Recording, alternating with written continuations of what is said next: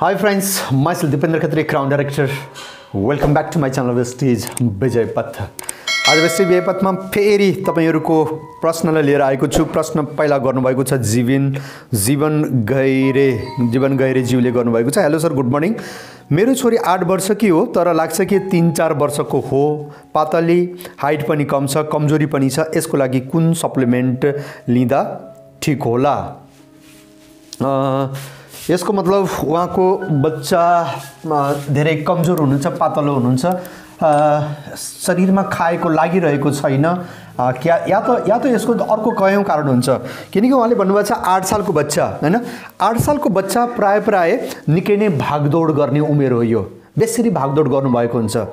अनि भागदौड गर्दाखेरि maximum calorie expenses भएको हुन्छ, खर्च भएको हुन्छ, हैन? अब जति हामीले खर्च गरेका छौं त्यति नै हामीले दिएनौं भने हाम्रो वेट कम हुँदै जान्छ। मोटो पातलोको हिसाब सिम्पल क्यालोरीको हुन्छ। तपाईले यदि 200 क्यालोरी खानु भएको छ, 200 क्यालोरी शरीरमा हाल्नु भएको छ, अनि त्यसपछि खर्च जम्मा तपाईले 1500 गर्नु भयो भने जुन 500 क्यालोरी एक्स्ट्रा छ त्यसले तपाईको फ्याटलाई बढाइदिन्छ। भने 200 क्यालोरी तपाईले खानु भएको छ, तर खर्च गर्नुभयो तपाईले 2500। त जुन 500 जुन एक्स्ट्रा तपाईले खर्च गर्नुभयो त्यसको कारणले तपाईको वेट बिस्तारै कम हुन जान्छ। यदि तपाई 2000 खर्च गर्नु भएको छ, 2000 नै खानु भएको छ भने तपाईको वेट करिब बराबर हुन्छ, ब्यालेन्स हुन्छ। त यसरी वेटको यो हिसाब छ। त साथी ध्यान राख्नु, 1 नम्बरमा त तपाईको बच्चीको उमेर जुन छ त्यति बेला धेरै नै यदि खेलकुद गर्ने छ भने तपाईले अलिकति उहाँको खानामा पनि ध्यान राखिदिनु पर्ने हुन्छ। अलिकति क्यालोरी फुड्सहरु तपाईले दिन सक्नुहुन्छ, दाल भातहरु राम्रोसँग खुवाउनु, हैन?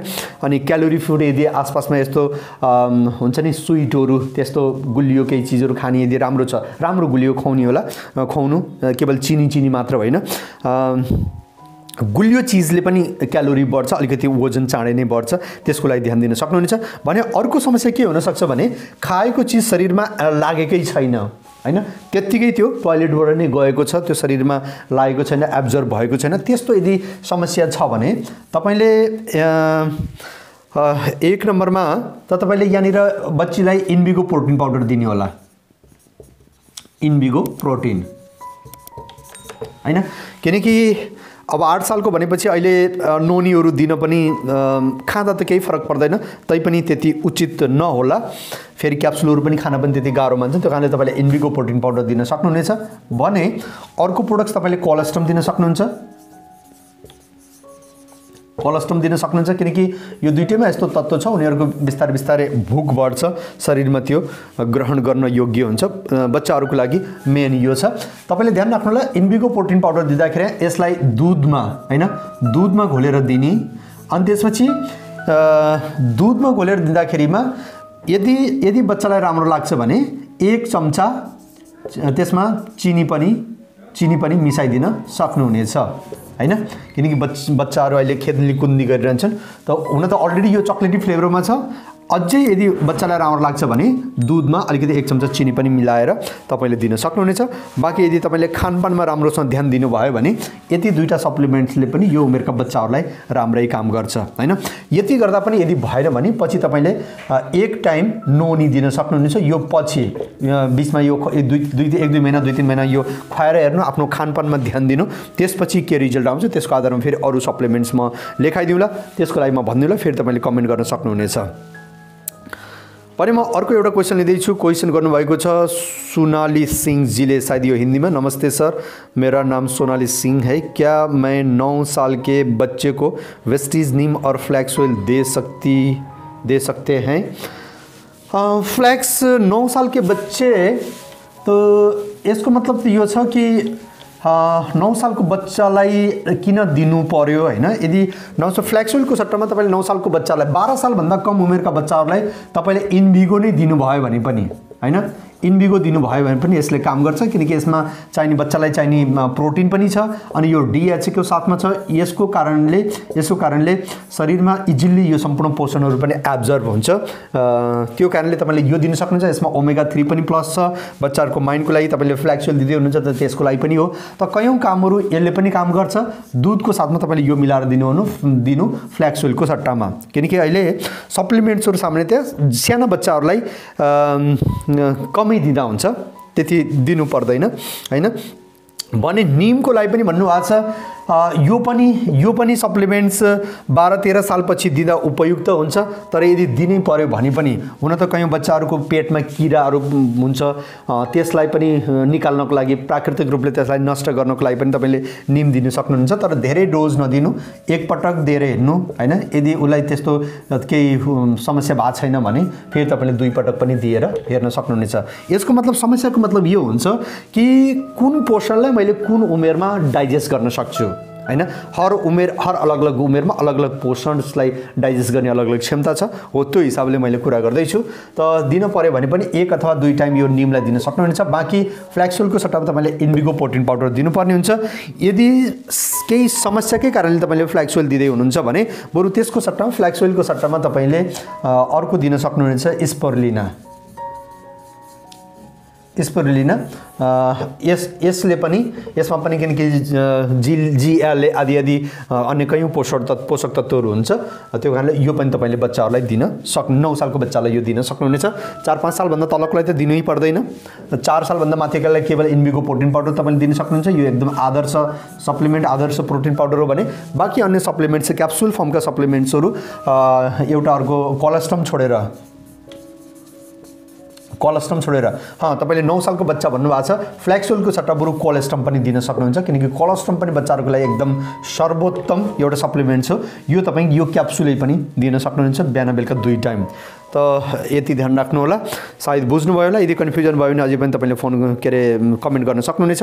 भने अर्को एउटा क्वेसन लिँदैछु म। दीप सिजन भन्नुभएको छ। दीप सिजनको क्वेसन छ, सर नमस्ते, म भेस्टिज जोइन भइसकेको छु। मेरो कुम दुख्न थालेको छ, लामो समय भयो, यसको लागि कुन सप्लिमेन्ट्स प्रयोग गर्ने? एक त तपाईको उमेर के कति भएको छ तपाईले भन्नु भएको छैन। कुम दुख्दै छ मतलब अलिकति इम्युनिटी विक भइरहेछ हैन। It is the symbol of your weak immunity हैन। तपाईको इम्युनिटी अलिकति कम भइरहेको छ भन्ने थाहा हुन्छ। भन्छ नि मान्छेहरूले कि मेरो काँध अहिले मजबुत छ, मेरो काँध अहिले गलिसकेको छैन भन्छ नि। यसको मतलब यो भनेको चाहिँ यो काँधले तपाईको इम्युनिटीलाई प्रतिनिधित्व गर्छ। त इम्युनिटी बुस्टर सिरिजको प्रोडक्ट्सहरू जस्तो तपाईले नोनी प्रयोग गर्न सक्नुहुन्छ इजिली हैन। अर्को स्पिरुलिना प्रयोग गर्न सक्नुहुन्छ, स्पिरुलिना तपाईले प्रयोग गर्न सक्नुहुन्छ। अनि अर्को कुरो तपाईको उमेरको हिसाबले यदि तपाईको मसल्समा पेन भएको होला, किनकि यो काँधको मसल्समा यदि पेन भएको छ भने तपाईले फ्ल्याक्स ओइल पनि लिन सक्नुहुनेछ।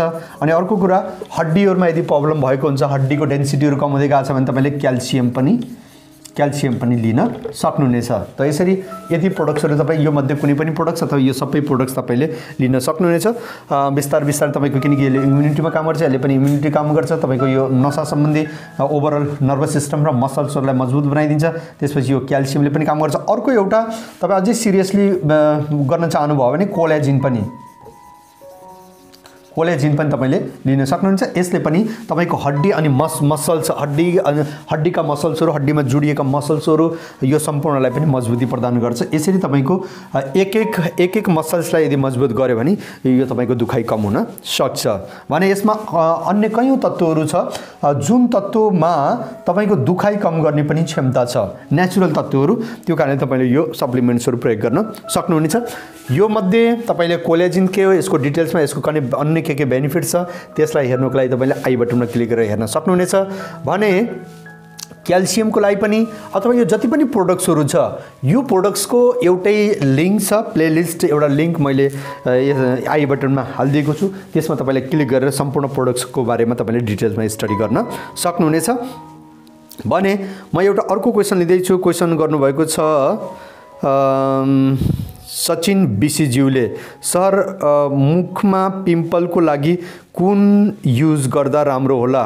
मुखको पिम्पल्स मतलब प्राय मुखमै हुन्छ पिम्पल्सहरु, त फेसमा नै प्राय पिम्पल्स भएको हुन्छ। त्यसको लागि तपाईले एक त तपाईले निम लिन सक्नुहुनेछ हैन, किनकि यो एन्टी फंगल एन्टी ब्याक्टेरियल यो प्रोडक्ट हो। तपाईको रगत शुद्ध भयो भने त्यो समस्या कम हुन सक्छ। त रगतको शुद्धिको लागि तपाईले यो लिन सक्नुहुनेछ। भने शरीरमा केही टक्सिन्स अनि त्यसपछि केही हार्मोनल समस्याहरुको कारणले पनि यस्तो भएको हुन्छ। यदि त्यस्तो छ भने तपाईले ज्ञानोदरमा तपाईले लिन सक्नुहुनेछ। किनकि शरीरमा केही पनि प्रतिक्रिया देखेको छ, त्यसको कयौं कारण हुन सक्छ अनि त्यसको लागि निदान पनि कयौं अलग-अलग वेहरु हुन सक्छ। सो तपाईले एक त निम लिन सक्नुहुन्छ अनि अर्को ज्ञानोदरमा लिन सक्नुहुनेछ। भने स्किन डिसअर्डरमा काम आउने हाम्रो एउटा अर्को प्रोडक्ट छ तपाईको एलोभेरा वेरा यो पनि तपाईले लिन सक्नुहुन्छ। ध्यान राख्नु होला यो सम्पूर्ण प्रोडक्ट्स लिँदाखेरिमा पर्याप्त रूपमा पानी पिउनु होला, म्याक्सिमम पानी पिउनु होला, कम से कम 2 देखि 3 लिटर पानी, निश्चित रूपले तपाईको रिजल्ट आउन सक्छ। बाँकी एक भिडियोलाई यसलाई कसरी प्रयोग गर्ने यो सबैको बारेमा तपाईले यो प्लेलिस्ट मैले जुन पहिले दिइसकेको छु त्यसमा प्रोडक्ट वाला जति पनि भिडियोहरु छ त्यसलाई खोलेर हेर्नु होला। आज म यो भिडियोमा पनि यति नै क्वेशन्स लिँदै छु किनकि भिडियो लामो भइसक्यो। पुनः वेस्टेज वेपथमा तपाई नयाँ हुनुहुन्छ भने सब्स्क्राइब गर्नु होला, साइडमा रहेको बेल आइकनमा दबाएर अलमा गएर क्लिक गर्नु होला, लाइक गर्नु भिडियोलाई अनि आफ्नो साथीहरुको बीचमा यसलाई शेयर गर्ने होला। Thank you very much, thank you, wish you wealth.